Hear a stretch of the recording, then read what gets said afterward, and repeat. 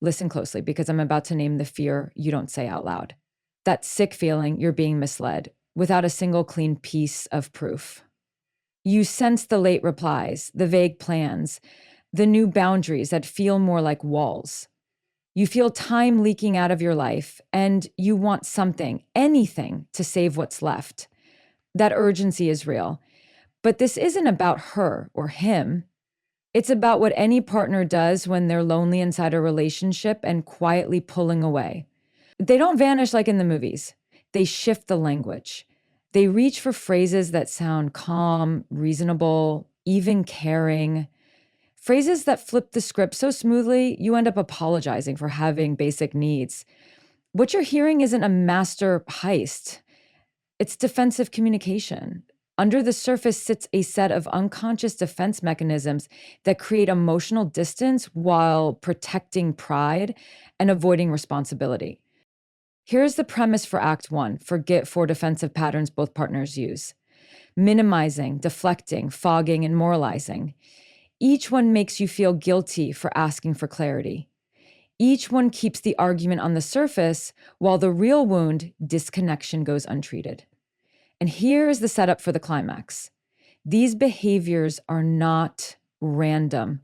They are strategic, but not necessarily intentional. A psychological autopilot designed to buy space, rewrite the narrative, and delay consequences. If we name the patterns, we can stop the spiral. If we keep chasing the words, we'll keep missing the message. Today, we start by calling it what it is. Then we learn to answer it with healthy boundary dialogue before another year disappears. I need to focus on myself right now. On first hearing, it sounds beautifully evolved, calm, polished, almost therapeutic. Most partners nod, even cheer it on. Take the class, read the book, do the journaling, meet the trainer, find your center. Who could argue with self-care? That's the deceptive calm. Because the phrase can describe two very different roads: a situational pause that eventually feeds the relationship, or a defensive exit ramp that quietly starves it. Here's the core distinction through the lens of attachment and self-differentiation. Healthy differentiation means becoming more fully yourself while staying in connection. The self is strengthened inside the bond, and that strength deepens intimacy. Collaborative growth, shared discovery. I'm learning this about me. Can we try it together? You see more open calendars, agreed check-ins, curiosity instead of avoidance. By contrast, defensive isolation uses growth to justify distance. The self is constructed outside the bond to support withdrawal. Fewer details shared, sudden private schedules, irritation when you ask to be included. The message is implicit. My development can't happen with you watching. That isn't differentiation, it's a wall. Attachment theory reads the microsignals. When it's healthy growth, the system tolerates proximity. There's warmth in small moments, even during alone time. A quick debrief after therapy, a smile over dinner about a breakthrough, an invitation to co-design new routines. When it's withdrawal, closeness feels contaminating. Suggestions to grow together meet resistance or eye rolls. Simple bids for connection. Walk with me, tell me about it. Can I read that? Are met with clipped answers, topic changes, or a tense, this is my process. The body tells the truth. The face hardens at questions. The shoulders turn away. Logistics become opaque. You're not fighting for control. You're competing with a perimeter. Now, the ethical warning. In defensive isolation, the script often flips. Your wish to be part of the journey is reframed as control, jealousy, or a lack of support.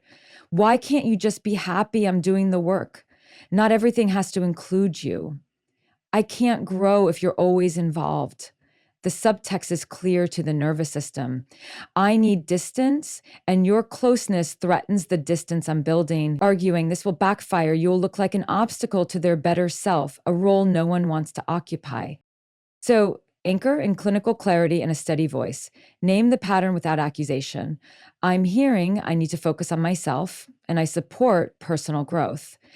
I also notice less sharing, more closed doors, and irritation when I ask to join you. Healthy self work usually increases our collaboration. This feels like separation. Can we talk about that? Then listen for structure, not speeches. Are there agreed rituals of reconnection after solo work? Their transparency around time and goals. Do invitations to co create get a real yes sometimes or only no? If the answers lean open, you're likely in healthy differentiation. Keep building, co write a plan, set weekly debriefs, design a small shared practice. If the answers lean closed, treat it as defensive isolation. Reduce pursuit, protect your dignity, and set a boundary about the level of inclusion you require in a committed bond. Growth that must exile the relationship to exist is not growth that will sustain the relationship. End with one diagnostic question you can carry into any season. Is my partner investing energy and shared connection inside this relationship, or investing primarily in external validation while our connection thins? Follow that energy. It will show you whether focusing on myself is a bridge back to us or a carefully lit path away. You're being too controlling. It lands like a verdict, not a conversation. But let's rewind to what actually happened. You asked a basic, reasonable question. Where were you? Who's the new coworker you've been mentioning? Why the late nights this week? Can we look at that text thread together? I felt weird about dinner when the phone kept lighting up. These aren't power moves. They're healthy check-ins in a committed relationship. Small audits that keep the bridge maintained so the weight of life can cross it safely. Couples who value trust do this without theatrics. They trade clarity for calm. Enter the defensive attack. Instead of answers, you get labels. Insecure, toxic, possessive, policing me. You're acting like a parent. You're threatened by my independence. It's a classic move in defensive communication. Flip the issue into a character indictment. Your request for information becomes a referendum on your maturity. Your curiosity is reframed as pathology. The spotlight swivels from the missing details to your supposed faults. Suddenly, you're apologizing for the crime of asking. Here's the transparency rule in plain language. When a partner has a clean conscience and a commitment to the bond, the first response to reasonable questions is answers, not attacks. Answers have specifics and texture. I was at Sam's place. We got into a long talk about her breakup. Here's the thread she sent earlier. I should have checked in. That's on me. Or Jordan is the new PM. You would actually like them. They're into the same team as you. Here's their LinkedIn. And healthy transparency doesn't huff or stall. It offers detail willingly, invites context, and when appropriate, offers visibility. Want to see? Because the goal is not winning the moment, it's preserving the fabric of trust. Contrast that with the defensive pattern, vagueness, time distortion, shifting stories, and a rapid pivot to character attack. The real problem is your trust issues. Why do you need to see my phone? Are you controlling me? I shouldn't have to justify my life. In this script, the question itself is framed as the violation. The content never gets answered because the conversation has been hijacked by a moral accusation. You are the problem. This maneuver creates confusion and guilt, two emotions that reliably shut down your intuition. Let's make the difference visceral with a call and response. Check in. Hey, you were home much later than you said. I got anxious. Can you walk me through the evening? Transparent response? Totally. I left at 9, stayed after to help close, then grabbed tacos with Maya and Eli. Receipts in my email. I should have texted. I'm sorry. Defensive attack. Wow, so now I need permission to exist? This is suffocating. You clearly can't handle an independent partner. Or this. Check in. You've mentioned Alex a lot. Can I meet them? Transparent response, yes, come by Friday, we're all grabbing coffee. Defensive attack. Why do you need to insert yourself into every part of my life? The psychological cost of living under character attacks is steep. Your nervous system learns that curiosity equals conflict, so it self-censors. Over time, you gaslight yourself. Maybe I am too much. Maybe it's all in my head. But disproportionate anger in the face of reasonable transparency is not proof you're broken. It's often a defense mechanism guarding emotional distance. Anger deflects scrutiny. Indignation buys space. The system preserves separation by punishing inquiry. So hold steady to two anchors. First, define healthy check-ins explicitly in your relationship. Location updates when plans change, introductions to frequent coworkers, device transparency when something feels off, and a norm of answering with details rather than labels. Second, trust pattern over speech. If every concrete question yields a personal attack, you're not witnessing boundaries, you're witnessing avoidance. You don't need to shout or subpoena, name it calmly. I'm asking for clarity. I'm getting character attacks instead of answers. I won't argue about my personality. If we're committed, transparency has to be mutual. Then pause. A partner invested in the bond will move toward clarity. A partner invested in distance will protect the fog. Your job is not to interrogate harder. It's to believe what the communication pattern is already telling you. I want us to be honest with each other. It sounds like the dream, doesn't it? The promise of grown-up conversations, deep honesty, the kind of transparent bond you've wished for on every long drive home. This is the final act setup. The line that lowers your guard because it echoes your highest value, truth. But sometimes that sentence isn't an invitation to mutual transparency. It's the opening scene of curated honesty, where one partner controls the flow of information while appearing enlightened. Here's how the reciprocity break happens, step by step. After the let's be honest talk, you're invited, sometimes pushed, to open up completely. Childhood wounds, past relationships, office dynamics, private fears, financial stress, long-term doubts. You are encouraged to strip down emotionally in the name of intimacy. This can feel intimate because vulnerability usually does. But when you mirror the request, tell me about your past with that ex. Can we go through last weekend together? What's changing at work with that new teammate?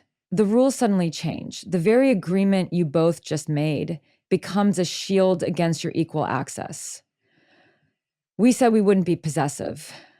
You're turning this into an interrogation. This feels controlling. Your bid for the same level of clarity is reframed as a character flaw. That's the issue to character attack. The topic is your question. The verdict is your supposed insecurity. Apply the consistency test. Healthy truth has 3 signatures. It is voluntary, reciprocal, and steady. It arrives as answers, not accusations. It tolerates symmetry. I'll show you mine, you show me yours, without spinning into outrage. Curated honesty fails this test in 2 predictable ways. Type A is low-cost disclosure, designed to polish image or elicit sympathy. I defended you when someone said you're distant. I want to be honest. I felt disconnected because we don't talk enough. It sounds open and it buys gratitude. Type B is high-cost omission, the things I would truly change your decisions. Ongoing contact with an ex, new romantic feelings, private channels where the relationship is discussed in revealing detail. Those items are redacted. You receive small, gleaming pieces of truth, while the crucial pages are stapled shut. Notice the emotional toll. You're thanked for being vulnerable, then shamed for asking for parity. You're told your requests are not trusting, while the real asymmetry, one partner harvesting your interior life and rationing their own, remains untouched. Over time, you start to feel unreasonable for wanting what was promised, two-way clarity. That's the most devious twist. Your gratitude for scraps becomes the tool used to silence your appetite for the whole meal. Why can't you just trust me? Becomes a spell that turns a structural imbalance into your personal failing. How do you respond without becoming punitive or paranoid? Name the principle, not the person. I'm willing to share at the depth you ask of me, and I need reciprocity at the same depth. Honesty in this relationship must be mutual, not curated. Then set observable terms. Mirrored disclosure, we answer similar questions. Mirrored access, calendars, contexts, introductions when appropriate, and mirrored repair. And mirrored repair. If one of us escalates, one of us apologizes with specific. If pushback arrives as labels, controlling, jealous, too intense, return to the rule, answers over attacks, parity over performance. You're not demanding surveillance, you're requiring symmetry. Trust your pattern sense. When openness is genuine, it withstands equal transparency without theatrics. When openness is weaponized, the invitation flows one way, and your request for the same light is treated as a threat. That's not intimacy, that's information control dressed as virtue. Knowledge without action is worthless. You didn't sit through this breakdown just to recognize patterns. You came to protect your future. So here's the new command. Don't argue, don't beg, don't become the relationship police, and don't try to logic your way through defensive communication. Become an observer of behavior. Step out of the debate club and into the control room. Words can be curated. Behavior is the raw data. Your job now is to collect data calmly, compare it against what's been promised, and decide accordingly. Turn the red flags into behavioral tests you can actually run in real life. First, intimacy. When physical closeness drops, does emotional warmth remain? A tired partner still reaches for small contact, hand squeezes, a head on your shoulder, a longer hug before bed. A withdrawing partner shuts the door on all forms of warmth, while energy mysteriously increases everywhere else. Ask yourself, is there non-sexual affection, shared time, and gentle bids for connection, or a total freeze paired with a glow-up that excludes me? Second, growth. Is personal development collaborative or isolating? Healthy self-work invites you in, here's what I'm learning, can we try this together? It shows up as shared experiments, transparent schedules, and debriefs after solo work. Defensive isolation builds a separate world and treats your presence as interference. Your test. When you ask to participate in small ways, do you encounter openness or resistance, irritation, and closed doors? Third, control. Audit yourself with honesty. Were your questions basic transparency any committed bond needs? Where were you? Who is this person you see daily? Why the recurring late nights? Or were you tracking, micromanaging, or demanding access without cause? Healthy check-ins are specific, proportionate, and tied to trust repair. Surveillance is constant, suspicious, and punitive. If your inquiry is reasonable and still spins into character attacks, log the mismatch. You ask for facts, you receive labels. Fourth, truth. Are you getting genuine disclosures or sophisticated explanations that dodge accountability? Real honesty is effortless, mutual, and consistent. It tolerates symmetry. Curated honesty gives you low-cost stories that polish image or elicit sympathy, while the high-cost facts that would change your choices stay hidden. Your test. When you mirror the level of transparency you're asked to give, do you get parity or pushback dressed as virtue? Now for the verdict. Delivered not by their speeches, but by your intuition, the quiet instrument reading tone, energy, and continuity. Your gut is not magic. It's a pattern detector wired to pick up micropauses, edge in the voice, and the way timelines don't quite mesh. If every logical explanation conflicts with the feeling in your chest, you don't owe yourself more arguments. You owe yourself honesty. Believe your chest. A good partner will never require you to be a detective in your own relationship. They won't hide truth in riddles and punish you for wanting clarity. They'll make truth easy to see and easy to verify. So decide as an adult with self-respect. If your behavioral tests show warmth returning, growth that invites you in, transparent answers over attacks, and truth that matches reality, invest slowly, intentionally, with agreed rituals that keep the data clean. If the tests keep failing, affection gone cold, self-work that requires exile, questions met with character assassination, and openness that flows one way, don't launch a new investigation. Close the case. Your time is your rarest asset, and your peace is not a negotiation chip. You are allowed to walk away from ambiguity that refuses to resolve, and you are allowed to choose a future where trust is not a puzzle, but a practice. You deserve better than manipulation dressed as maturity.